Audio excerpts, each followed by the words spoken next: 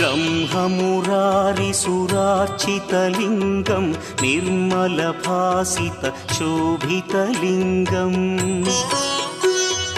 जन्मजदुःखविनाशकलिङ्गं तत्प्रणमामि सदा शिवलिङ्गम् देवमुनिप्रवरार्चितलिङ्गं कामदहन करुणाकरलिङ्गम् रावणदर्पविनाशकलिङ्गं तत्प्रणमामि सदा शिवलिङ्गम्